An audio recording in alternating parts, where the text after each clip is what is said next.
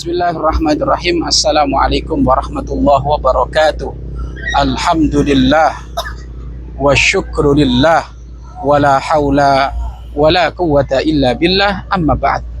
Pemirsa yang dirahmati oleh Allah Subhanahu wa taala, catatan pena asa pada hari ini ialah unik bin ajaib. Diri manusia yang rajin menyebut nama Tuhannya Allah Subhanahu wa taala, namun hatinya lebih sibuk mengingat ciptaannya dunia. Pemirsa yang dirahmati oleh Allah Subhanahu wa taala, di dalam kehidupan kita di dunia, tentu ketenangan hidup harus kita cari, kenyamanan hidup harus kita cari, dan ketenangan hidup, kenyamanan hidup hanya terletak dengan banyak mengingat kepada Allah Subhanahu wa taala. Ala bidzikrillahi tatmainnul qulub. Ingat, dengan menyebut nama Allah akan berada di wilayah ketenangan hati, ketenangan jiwa.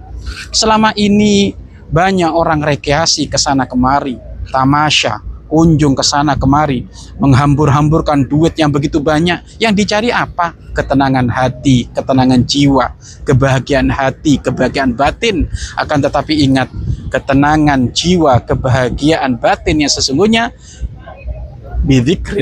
bidzikrillah ala tatmainnul qulub, ala bidzikrillah tatmainnul qulub. Ingat, dengan mengingat kepada Allah, berzikir kepada Allah akan masuk kepada wilayah ketenangan. Maka pastikan diri kita adalah sesibuk kayak apapun, jangan pernah lupa untuk selalu ingat kepada Allah, karena itu ketenangan hati. Apakah engkau di kantormu, apakah engkau di pasar, apakah engkau di sekolah, apakah engkau di perjalanan, apakah engkau sedang jualan, biasakan selalu ingat kepada Allah, karena itu ketenangan hidup.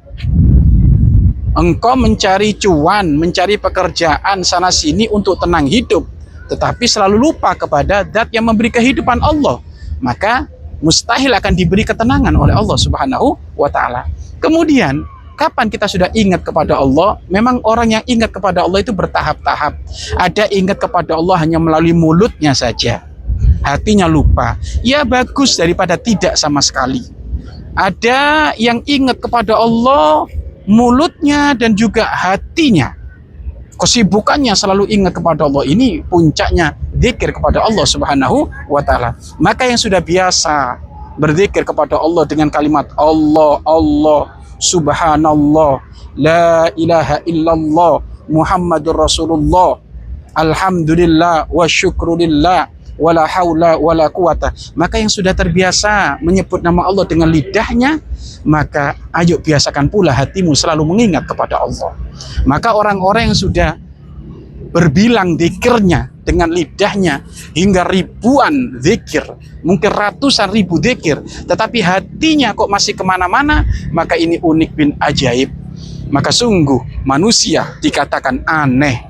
Dia sibuk berzikir dengan mulutnya, tapi hatinya juga sibuk dengan ciptaannya. Maka ayo kita belajar mensinkronkan. Apa yang kita ucapkan itu juga terasa di dalam hati kita. Apa yang kita lafadzkan itu juga yang berada di dalam hati kita. Itulah namanya hudurul qalbi, hadirnya hati, kekhusyuan di dalam kita munajat kepada Allah Subhanahu wa taala. Coba bayangkan, kita itu sedang menghadap kepada ibunda kita. Kita sedang menghadap kepada ayahanda kita. Kita menghadap sambil berkata, "Ayah, ibu, saya butuh duit." Tetapi sikapnya itu setelah ditengok hanya di mulut saja. Hatinya masih kemana-mana, sehingga ucapannya tidak fokus. Ucapannya ngelantur, omongannya ngelantur, menunjukkan isi hatinya kemana-mana. Jika kita menghadap kepada ibunda ayahanda kita dengan sikap yang hanya menampakkan dohir tapi hatinya kemana-mana, sehingga menjadikan ibunda ayahanda kita marah, lalu bagaimana kita menghadap kepada Allah, menyebut nama Allah, tapi hati kita tersibukkan dengan selain Allah? Memang zikir seperti ini wilayah kedudukan yang sangat tinggi, tetapi teruslah berusaha berada di wilayah zikir dohir dan juga zikir batin, zikir dengan lisan dan juga zikir dengan hati kita. Pemirsa yang dirahmati oleh Allah Subhanahu wa taala, di luar sana ada dua bagian. Di luar sana ada dua bagian. Bagian pertama yaitu zikir dengan mulut, zikir dengan lidah, Allah, Allah, Allah. Ya bagus. Tetapi kalau sudah berada di wilayah itu, maka tingkatkan lagi. Berada di wilayah yang kedua, tingkat yang paling tinggi. Apa? Lidahnya menyebut nama Allah, hatinya juga mengagungkan Allah. Hatinya memaha besarkan Allah. Hatinya mengidolakan Allah Subhanahu wa ta'ala. Sehingga apa? Ucapan orang-orang yang memang menyentuh ke dalam hatinya, ucapan orang-orang yang sambung ke dalam hatinya, maka akan menggetarkan pendengarannya mendengarnya, menggetarkan telinga-telinga yang mendengarkannya.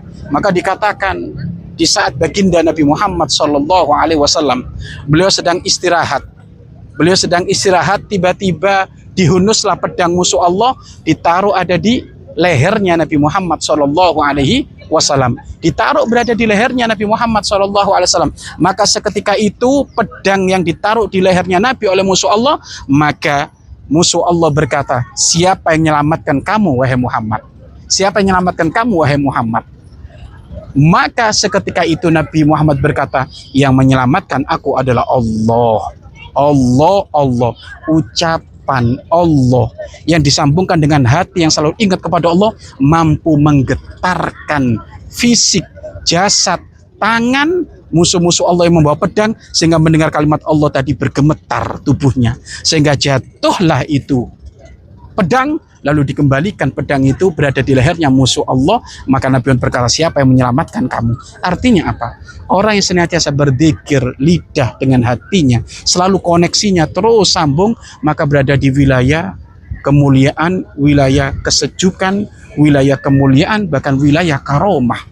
Wilayah-wilayah karomah, sesuatu yang diberikan lebih oleh Allah Subhanahu wa ta'ala. Maka pastikan, ayo, apapun yang ada di jagat raya ini, mulai dari mata kita, ayo mata kita dipakai zikir, ingat kepada Allah. Begitu besar ciptaan Allah. Allah menciptakan dunia, menciptakan langit, tapi hati kita juga ingat kepada Allah, memaha besarkan Allah Subhanahu wa ta'ala. Pastikan jika Anda sudah terbiasa zikir dengan lidah, maka hati pun tetap harus selalu ingat kepada Allah Subhanahu wa ta'ala. Wallahu a'lamu bisawab.